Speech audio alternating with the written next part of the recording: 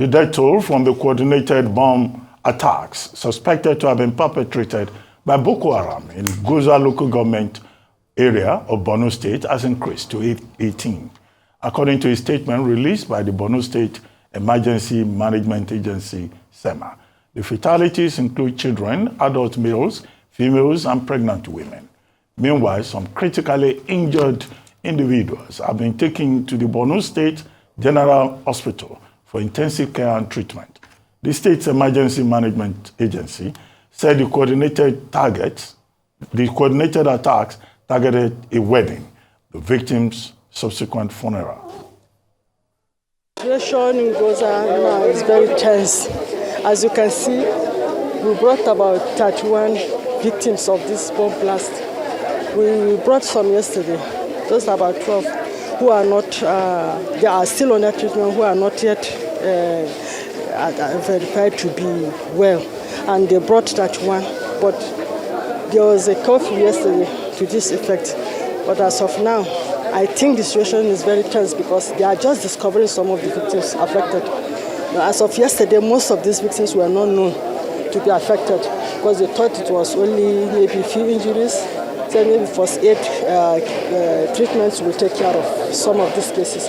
But as we can see, it is very severe. The situation in Goza now is very tense. As you can see, we brought about 31 victims of this bomb blast. We brought some yesterday, just about 12, who are not, they are still under treatment, who are not yet verified to be well.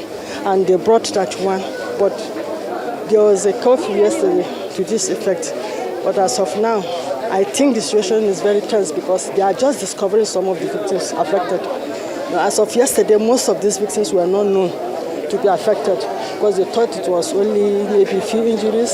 So maybe first aid treatments will take care of some of these cases. But as we can see, it is very severe.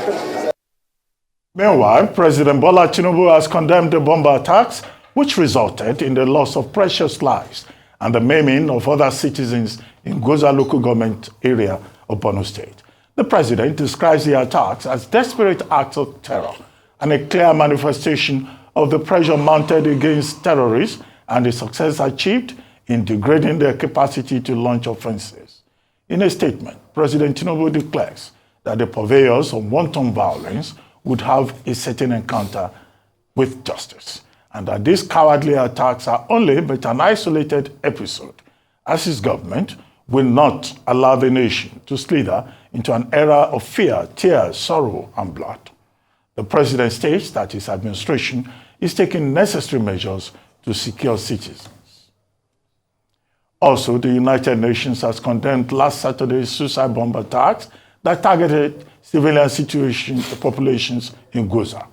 The UN resident and humanitarian coordinator in Nigeria, Mohammed Fall, in a statement on Sunday, expressed his horror and condemnation of the attacks in the strongest terms. Joining us now on the show is former Nigerian Army spokesperson, Brigadier General Sani Usman, retired. He's joined by Dr. Celestine Iwendi, an artificial intelligence specialist and head of the Center of Intelligence of Things, School of Creative Technologies, University of Bolton, United Kingdom. Thank you very much, General Usman, and Dr. Iwendi. Thank you very much for joining us. Well, isolated episode. Thank indeed. You so much. Good morning. Good morning, General. Saturday, there was an attack in Goza. Good morning. On Sunday, there was another suicide bombing attack in Monguno, all in Borno State. General, I'll start with you. Where did we miss the plot? I mean, we've been told that terrorists have been decimated, there is national security strategy plan, and all of that. But we have this situation. And you, Dr. Iwendi, you know, what else can we do? Particularly with data, with intelligence gathering. You teach at the Center of the Intelligence of Things. Is intelligence our problem? Let's start with you, General Usman. Yeah, good morning and thank you for having me on the program. First and foremost, the horrible attack is condemnable, and it shows a sign of desperation on the part of the Boko Haram terrorists to, cause chaos and havoc among the society. And my sincere condolence to the families of the affected victims and the good people of Goza. Having said that, there are so many things that could have been attributed to this. First and foremost, the president has also said it, and it is quite true in the sense that there is mounted pressure on the terrorists, particularly the Jama'atu Ahl Sunnah Lil Da'awat faction, the main original Boko Haram, particularly led by Alim Gule in the Mandara Mountains. Remember, the multinational joint task force has embarked on Operation Lake Sanity 1 and 2, clearing them, particularly in the Lake Chad region, and of course, the Air Force are dealing with them on the mountain. So for him, and recently he lost about 200 of his foot soldiers. So definitely there will be act of kind of repercussions or sorts of reprisal or whatever. And that is one. Secondly, remember, Boko Haram had its capital, the Caliphate, the moribund capital, Caliphate capital in Goza. So it was of strategic importance to them. But we have to bear it at the back of our mind that Goza has been, had received the brunt of the Boko Haram insurgency. An emir was killed, and remember, so many Islamic clerics, including the Al-Majri, there was a point in time about 72 of them were killed. To the point that, and most of the people, they know them, most of them, they came from that environment. So a combination of a lot of factors.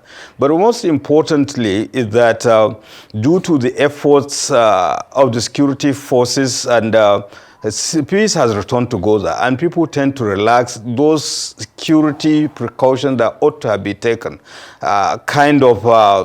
People relax and they tend to be trusted, not knowing that actually the Boko Haram terrorists are unrelenting. Take, for instance, the female suicide bombers and the use of female suicide bombers and underage children. And apart from that, also the farming season. So there is that kind of free movement that they take and do advantage of it. Remember, some time back, Pulka and Goza and all other places, people had to be searched before they go to farm, and people have to be searched before they come back to the farm. And and of course, there is this relationship, because some of these people still in the bush, they still have some families within Goza and the environment. And Goza is surrounded by so many other villages that could hide such criminal elements. So when you put all this together, you have a clear explanation as to where things are coming from. But I think the most important thing to do now is the fact that we have to cater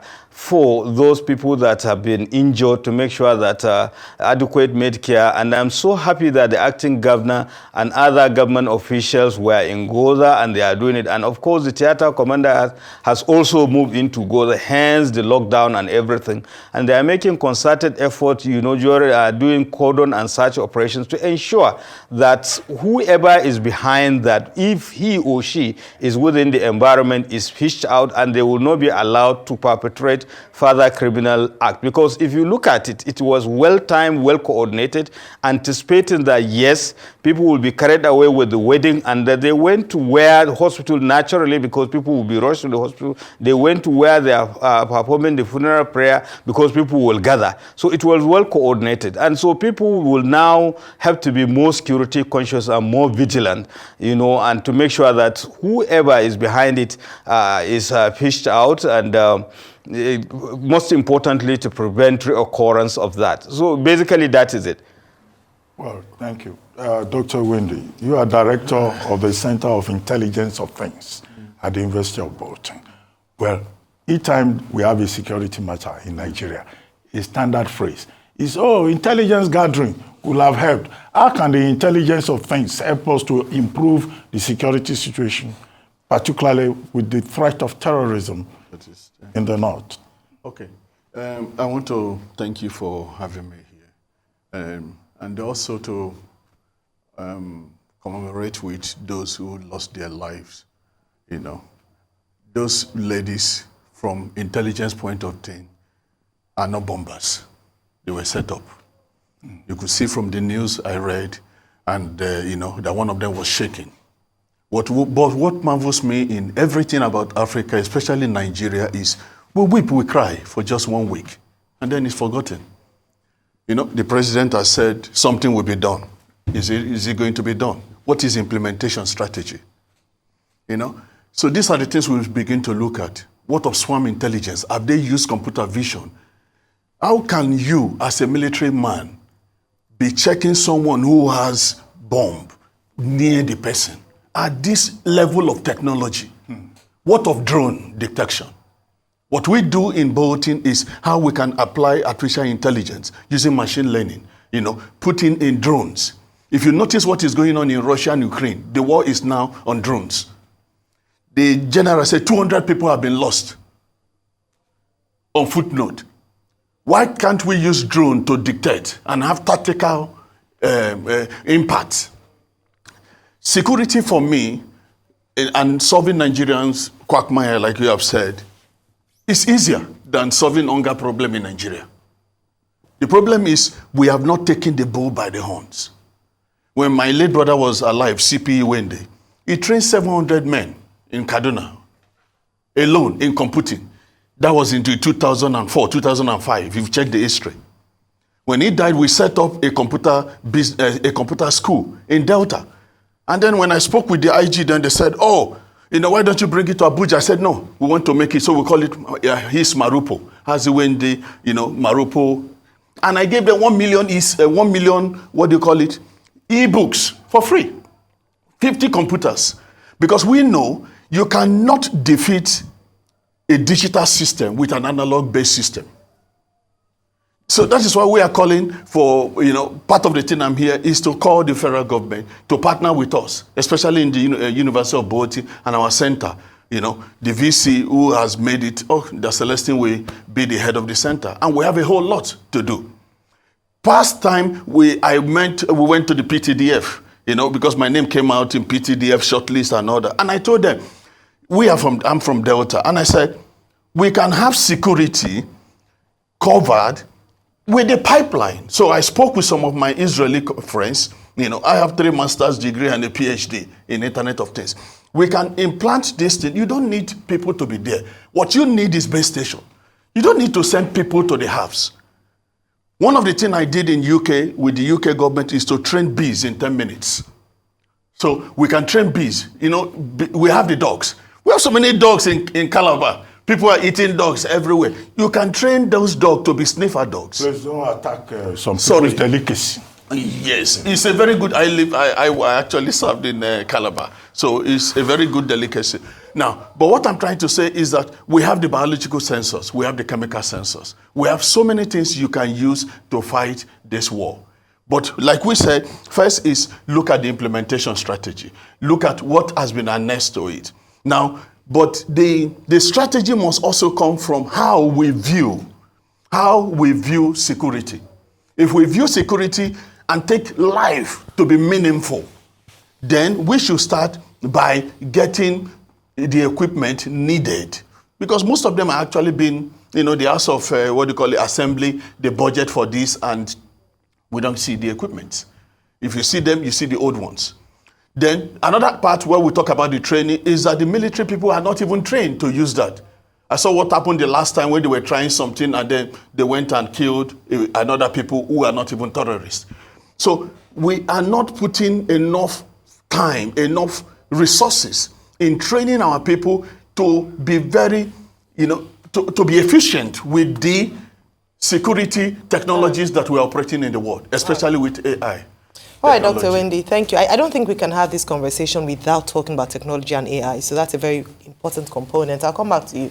But Brigadier General Usman, you've heard what Dr. Iwendi said, and you were a spokesperson to the army. Number one, every year, security has the largest chunk in the budget. Do you think that the money, maybe I should ask you, how is the money spent? Is what is allocated given? And what are we still paying personnel? Are we investing in technology? Are we investing in infrastructure? Then beyond that, just going back to your previous response, we talk about the fact that, oh, the people, it was, the terrorists were decimated, the place had, peace had reigned. But as long as it's not sustainable, we cannot claim that we have truly defeated insecurity. And so what is a more sustainable pathway to ensuring that not only are these terrorists decimated or peace restored, but that it is long-lasting, at least to a measurable extent, to an appreciable extent? I'd like you to respond to that. And then for Dr. Iwendi, back to you. I mean, once he's spoken, in terms of the investment, what would it look like? What would the government begin to do in the immediate? Because the president has come out to say that we're not going to take this lying low. We're going to ensure that we tackle this head on. So he wants to take the bulls by the horn. What would he need to start to do from your perspective? I'll start with you, General Sani. Yeah, thank you very much. First and foremost, you should understand that I've left the army 5 years ago. But I've been keeping tab on what is happening on the security landscape on the country. Given the dynamic nature of the security challenges that we have in the country, I don't think the security forces are having enough of what they require to deal with the security challenges. That is one. And secondly, you have to also contextualize issues as they are. And when you talk about counter-insurgency, counter-terrorism efforts, now initially we've been talking about a whole society approach, but now we are talking about a whole nation approach. Hence, we have been approaching, we are in this fourth generation warfare and the fourth industrial revolution. So what's the most important thing is that people matter. And whatever you are doing, if you look at the counter-insurgency that I've said, put it on 100% scale. The total military effort is not even up to 35%. So that means 65% of it is supposed to be done by other actors other than the military. To what extent have we involved them in dealing with this issue? Because the whole counterinsurgency is predicated on three things. First, to defeat the insurgents. Second, to make room for humanitarian activities. And thirdly, most importantly, to bring back law and order, and life will continue. And if you look at it, we are on the third phase of it, to the extent that many people have gone back to their ancestral homes, farming activities have started, and so on and so forth. But one important thing that we tend to forget is that the resilience of the terrorists is always there. And like I mentioned, Aling Gude, that's lost over 200 of his foot soldiers, will not lie low, because he is somewhere between the border fringes of between Cameroon and Nigeria on the Mandara Mountains. So they will not, and they took advantage of the seemingly relaxed atmosphere to commit these atrocities. So these are so the issue of security education and maintaining more vigilance and being security conscious is very important, not taking things for granted. And remember again, some of these issues are local. To what extent have we empowered the local community so that they can be dealing with security challenges? If you look at it, one of even the suicide bombers was identified as non-indigent. Non-indigent in the sense that she was even asking for direction. The person ought to have understood that actually there is something untoward about such person. When I was in one division, we came up with a kind of checklist for people to understand, to be able to detect potential suicide bombers or Boko Haram terrorists, because they are not oriented with the environment, despite the fact that they do reconnaissance and they do do intelligence gathering, but they are always odd. And sometimes in an atmosphere, whether the overwhelming heat, you see them in warm clothes and what have you. So these are the little things that people do not, took things for granted, and that is what it is. So there must be continuous education. So much as we talked about, technology is very, very important. It's very, very important. And I can rest assure you, I am not speaking for the military, but I think we have one of the best trained military on the African continent, given the courses and all the rest. And I can tell you, even the drone technology you are talking, I can rattle names, not even in the Air Force, but even in the Army, that have been doing these things for the past 10 years or more. So I think what is required is issue of more collaboration especially with the intelligentsia and the academic community, just like Iwendi. By the way, my condolences over the late Iwendi. He was such a fantastic person, sir. So basically, these are the issues. And I quite agree with him in the sense that sometimes we don't take things seriously. We take it with levity. And that is why, I have never seen a society that is so fatalistic like our own. So we have to be realistic. These things are real. The Boko Haram are, resilient, so we can't take things for granted. Right. And we have to continue as the above, we continue as it is. And remember again, most of their IED experts have been taken out. So they resort back to the old tactics of suicide bombing using, children and women. And so we have to start thinking, who are those people? And thankfully, with this lockdown and all the rest, because Pulka has experienced such a period, such things some years back. So now I believe with this, they can be able to take ownership of this and make sure that these people are not hobnobbing with those in the bush also. All right. Brilliant. Thank you so much, General Usman. Now, let me come in, Dr. Iwendi. In addition to what I just said, with regards to what General Usman said, so he's saying they've done all these things. They've invested in technology, they've trained the officers. So, but from your perspective, you cannot see the outcome or the fruits of it. Yes. Based on your proposition, have you approached any government official? Have you approached the Nigerian government, and what has been the response so far? Before then talking about what investment would look like. We were able to train 3 sets of police units in Delta. The funny thing is that they were taking some of them and brought them to federal to headquarters, And then the goal was train them for 3 months. After the 3 months, push them off, because I brought in a whole lot of things into cybersecurity and all those that we normally do. And then, of course, you know what goes on in Nigeria, and some were like, oh, we need to start paying them. I say, I can't bring in 50 computers, bring in generator and still pay you at the same time. Pay who exactly?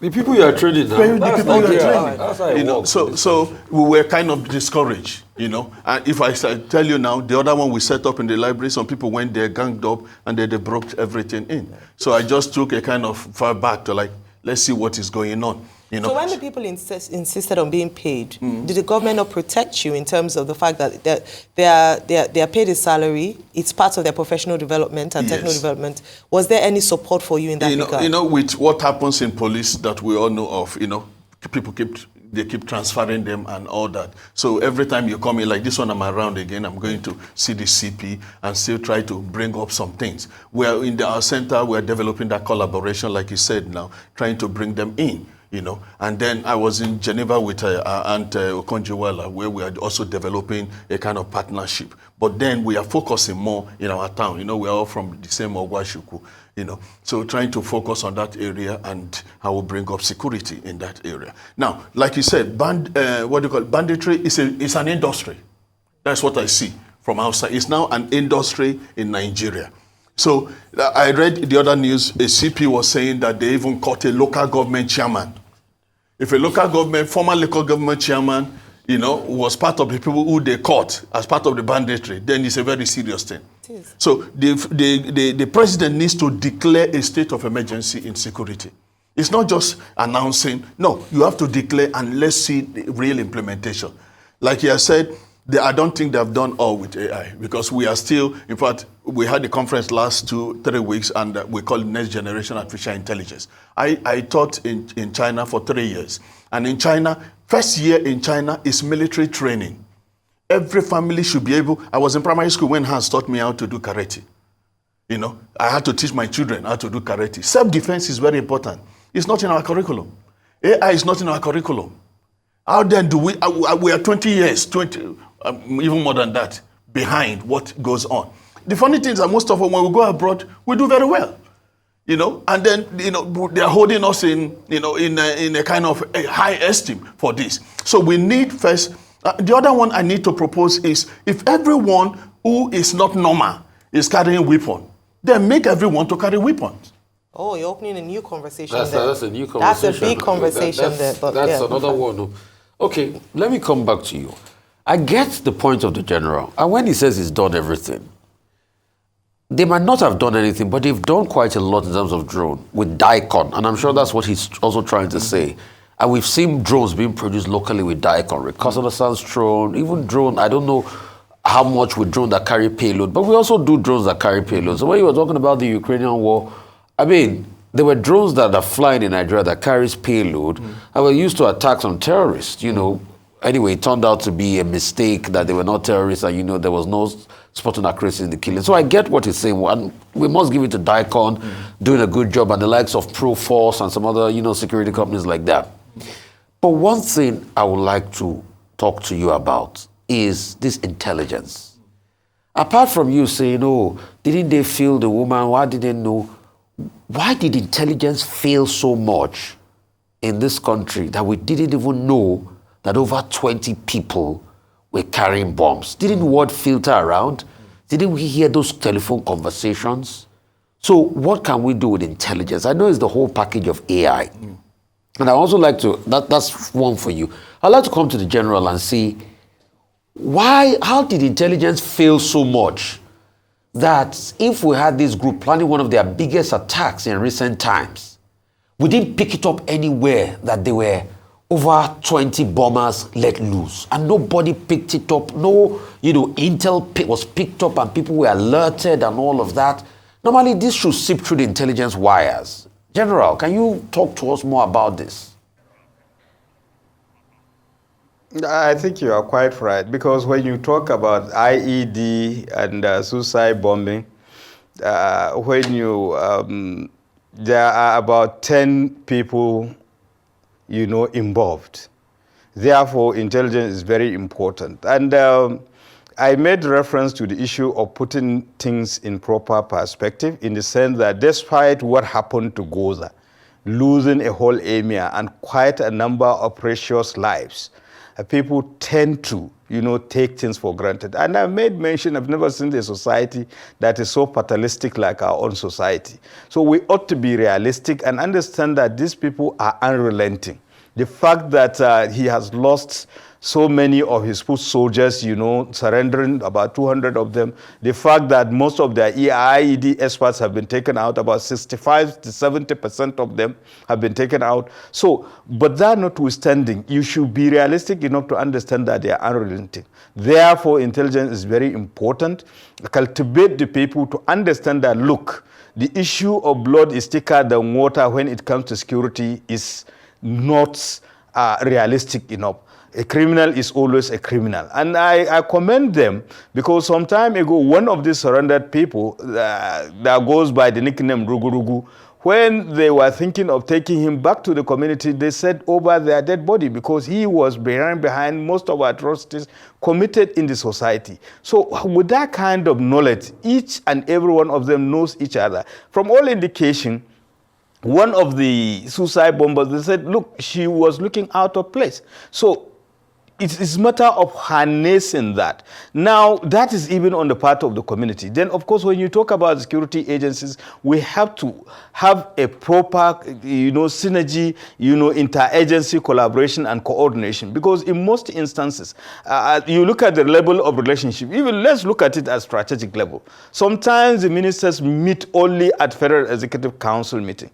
But there is no other platform for ministries that are involved with internal security. Check, for instance, defense, internal security, police, and other, you know, department and agencies. They should be meeting intermittently. And of course, even among the services, what is the relationship? These are the issues. And I would like to talk about the issue of training, again, that he has said. And I am a consultant at Nigerian Army Resource Center. What Resource Center does is that whatever training that is not being provided by the respective training schools of the Nigerian Army. The Resource Center does it, you know, to fill in the gap. So artificial intelligence and so on, they are part of the thing that we do. For instance, every month we have this monthly lecture series where experts, forensic, you know, people that with ideas will come, we brainstorm, and recommendations are made and passed to the government. And every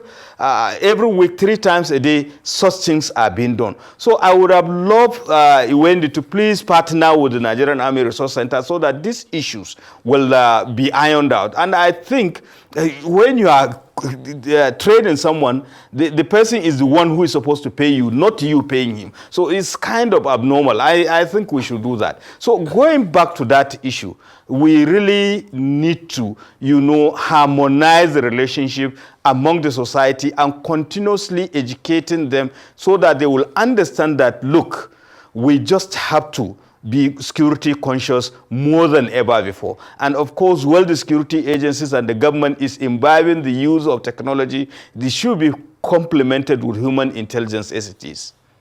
All right, thank you so much, General. But as regards what Prof. Iwendi is saying, I know too well about it too. You're trying to help people train them. They'll be asking your guy where the money, you know, because it's about money for a lot of people in this country, because they are hungry. So as you are putting the knowledge in their head, it's going out of one ear because there's no food and mobilization in the stomach. So what we're saying, sir? Yes, so number one, we need... How did intelligence fail? Yeah. And what can we do to be able to pick up all those intelligent pointers? It says something that they need to work together. That means they're not working together. Some days a loophole. We also know when people get infiltrated, some people are making money from all this. We don't need to say it in the public, but everybody knows that.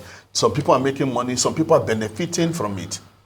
You know, even in my local government, some past leaders, which we have discovered. Because what happened is I told some people, I said, set up some CCTV.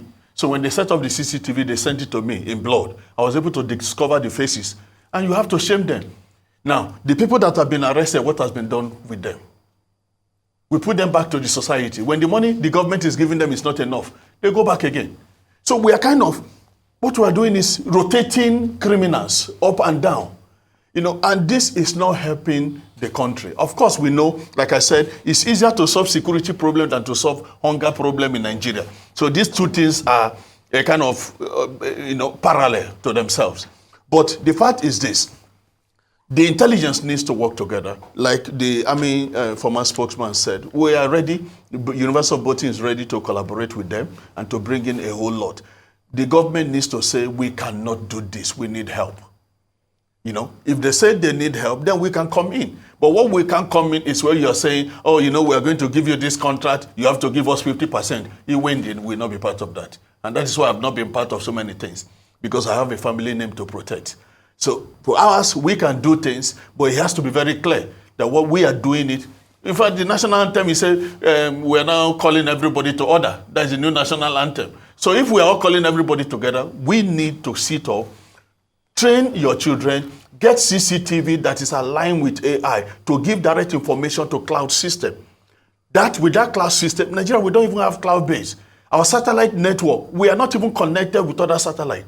You can sit down here and use your Siri to get location if you are missing. So that means you can have tactical information of where things are happening. There shouldn't be anything like sending missile to somewhere or sending drones to somewhere and misfire. If you have a correct tactical system that is working. You know, normally when we do, AI, we talk about probability and statistics, where you are trying to measure between how many percentage and that. But it will not be as bad as going to kill a whole village because you misfired. So the information needs to be passed through. Everybody needs to come together. The intelligence unit, the police, the Air Force, the Army, they need to come together. We need to see the training. It's good to make implementations. I mean, to make, what do you call it? You say this is what is going to happen. How are they implemented? And then in every implementation, you go back to what you implemented last year. Is it working now? If now it says the Boko Haram and others have changed system to their first system, then the fact is this: how did they pass through the border? That means our borders are porous in the north. If our borders are clear, you know, we have the drone. Like I said, you don't need to move people. You just need to sit in base station. That was my idea of, you know, security in pipeline then. Sit in base station where you can see everything in real life. You see it, just the way we are looking at the TV. Do we have that system? Is it operating in the north? Is it operating in Lagos? That you can fish out using computer vision and face recognition to pick out someone in the midst of the crowd. Do we even have a face recognition data bank in this country? Do you see that? So we need and the that government. can be linked to the need. Exactly. To the need database. Then you can now say this person is being wanted. Why do they catch them easily in abroad? We saw the face here. The next thing, they have seen the person in another town. And there's a sinking of data. There's a linkage of this. This is what we are trying to do. The country needs to say, that's why I said a state of emergency needs to be declared. That is where we know we are serious. Okay. General Usman, let me come back to you. Now, in the last 8+ years, we've been hearing kinetic, non-kinetic, and government saying we would combine kinetic with non-kinetic. Where do you think, the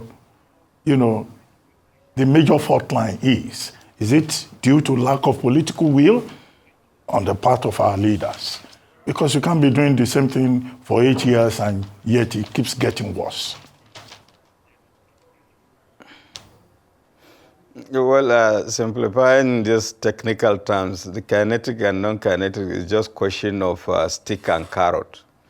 The stick represents kinetic and non-kinetic represent the carrot. So it's a combination. And I earlier mentioned the fact that in dealing with security challenges such as insurgency, and you can even juxtapose it with other ones, that bulk of the effort, almost 75%, is non-kinetic. Non-kinetic in the sense that apart from the security component, other components of the Nigerian society ought to play decisive role in dealing with those. To what extent have you harmonized those components to play their own role? Remember, the military degraded the Boko Haram, made room for humanitarian, and in fact there was even a time when there were complaints, the proliferation of NGOs and humanitarian aid groups in the Northeast. That has been achieved. So to what extent have we created an enabling environment for law and order to take place and people to go back to their ancestral homes and all the rest of them? So the thing is that it's a combination of all these things.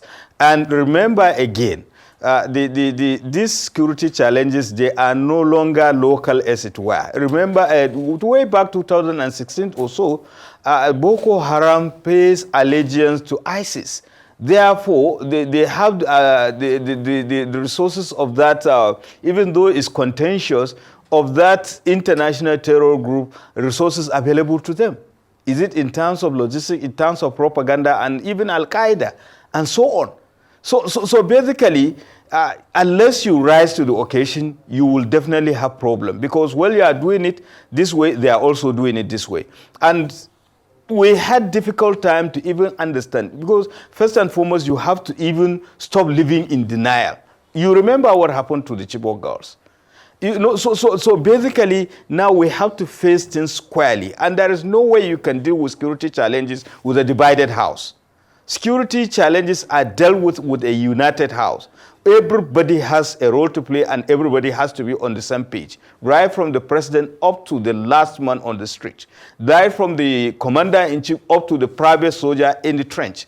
They have to be on the same page. But in most instances, we work across purposes, we are using extraneous variable, ethnicity, religion, and political affiliation. And it shouldn't be so. So these are the components. And of course, the professor made reference to the issue, I think he was dilly-dallying about corruption.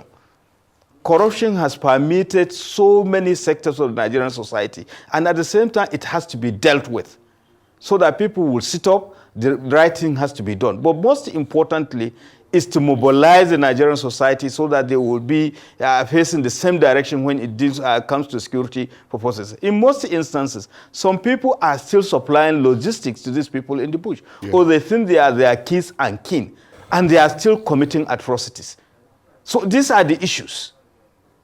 And unless we deal with it squarely, we will still have problem. And I want to also, it is not as if they are not cooperating, but we need to see more of such cooperation. And I made reference to the fact there should be interministerial committees as against meeting at Federal Executive Council, meeting on regular basis, and that should permeate from the strategic to operational and tactical level where people will be cooperating fully with each other. They don't have to wait, and they can take decisions. And they can harmonize, things. It could have been better. Well, Dr. Iwendi, now you were talking about technology. We said, drones and all that. But how about cost? Because it will involve money. How costly is it, using this technology? And why you kept saying data state, data state. Yes. This is a national problem. And you even mentioned Ogwachuku. No, it's a national problem. Yeah. But cost, how costly? The first thing is to take, I always say a poor man is not a man without money, but a man without vision. First thing is to have the vision, to have the mindset. If the mindset is there, the vision is there, the whole lot of people to collaborate. The world is a village. The whole lot of people, Nigeria is so blessed. We'll keep saying it every time, that, we've so much depended on crude oil, but we have so much in agriculture before the crude oil came. So we have a whole lot to make it. What we need is to have leaders who say, let's go forward.